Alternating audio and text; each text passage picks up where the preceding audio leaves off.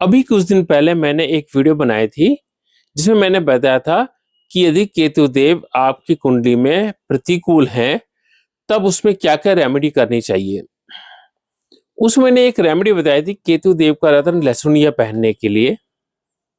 आज मैं लहसुनिया रत्न के विषय में विस्तार से बात करूंगा।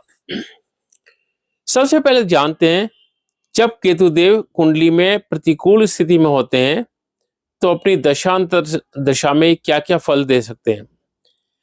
सबसे पहले तो ये आपको बहुत बुरा मति भ्रम देंगे, आपको इल्यूजन देंगे जिससे आप नहीं निकल पाएंगे। जैसे राहुदेव इल्यूजन कर देते हैं वैसे केतुदेव भी इल्यूजन देते हैं। दूसरा, आपकी धन संपत्ति का नाश होना शुरू हो जाएगा। तीसरा, आपके पुत्र पौत्र आदि को समस्या आनी शुरू हो जाएगी। चौथा, यदि इस पीरियड में आपके ऊपर कोई प्रेत बाधा या अभिचार कर्म हो तो वो बहुत कष्ट देगा। फिर इसके अलावा ये भी हो सकता है आपको कोई ऐसा रोग हो जिसको डायग्नोसिस नहीं किया जा रहा हो या डॉक्टर डायग्नोसिस नहीं कर पा रहे हो कि क्या प्रॉब्लम है, और कोई भी आपको दवाई दी उसका कोई नतीजा नहीं निकल रहा है, या शत्रु बाधा आ जाए। ये या एक बहुत इंपॉर्टेंट चीज है बैक बाइटिंग, आपके पीठ पीछे षड्यंत्र हो आपके विरुद्ध, आपकी चुगली हो, ये सब केतु देव के पोर्टफोलियो में आते हैं। सबसे पहले मैं बताऊंगा कि लहसुनिया किसको पहनना चाहिए। सबसे पहले यदि केतुदेव अशुभ भाव में हो और इनकी दशा अंतर दशा चल रही हो या गोचर में इनकी खराब स्थिति हो तो ऐसे में लहसुनिया पहना जा सकता है। लहसुनिया पहनने के लिए आपको एक योग्य एस्ट्रोलॉजर से कंसल्ट करना पड़ेगा, क्योंकि मैं ये आपकी कुंडली देखकर ही बता पाऊंगा या कोई और एस्ट्रोलॉजर आपकी कुंडली देखकर ही बता पाएगा आपको कितने पीरियड के लिए लहसुनिया पहनना है। ये नहीं कि आपने पहन लिया उसको जिंदगी भर पहने रहो, नो, ये नहीं होता।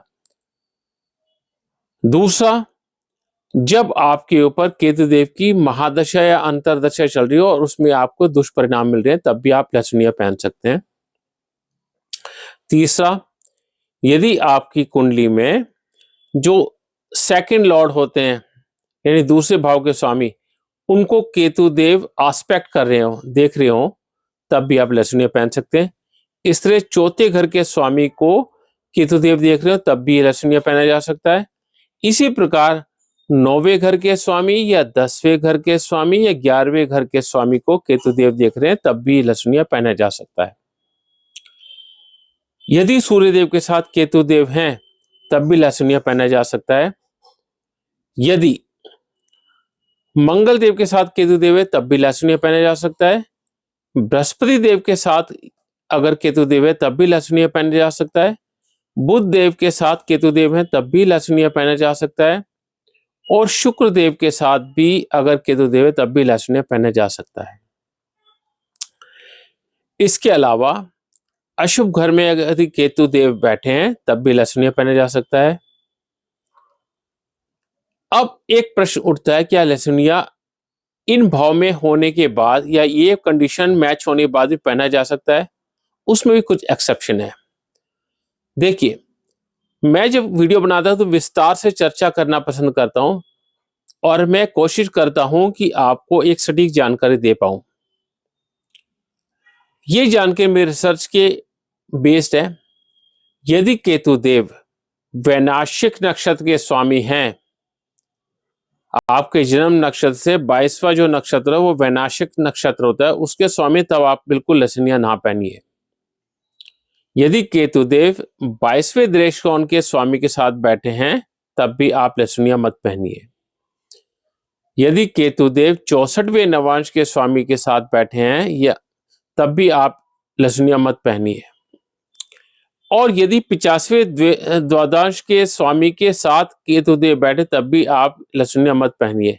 इसी प्रकार यदि इन 22वें दृष्टिकोण के स्वामी, 64वें नवांश के स्वामी या 85वें द्वादश के स्वामी केतुदेव को देख रहे हैं तब भी आप इसको नहीं पहनिए। ये जो जानकारी थी ना, ये D1 यानी लगन कुंडली के बेस पर थी। जब मैं एनालिसिस करता हूं तो मैं सिर्फ लगन से ना करके बाकी वर्गों से भी करता हूं। और मुझे क्यों करता हूं? क्योंकि मुझे पहले तो क्लाइंट बताते हैं मुझे ये प्रॉब्लम है, फिर मैं देखता हूं उससे संबंधित वर्ग में भी केतुदेव की क्या पोजीशन है, तब मैं इसको सजेस्ट करता हूं, ना कि सिर्फ D1 को देखकर। तो ज्योतिष एक गूढ़ सब्जेक्ट है, और अनफॉर्चुनेटली जो भी ज्योतिष सिखाते हैं वो कभी पूरा गुर नहीं देते, वो सिर्फ बुक में लिखी हुई क्लासिकल बातें बता देते हैं। तो मेरा ये वीडियो बनाने का उद्देश्य यही था कि मैं ज्योतिष को एक अच्छे तरीके से समझा पाऊं। आपको मैं ये फ्री में बता रहा हूं, और मेरे से जो स्टूडेंट पढ़ते हैं वो पैसे देकर ये सब सीखते हैं। खैर कोई बात नहीं, आशा करता हूं मेरे द्वारा दी गई जानकारी से आप लाभान्वित होंगे। नमस्कार।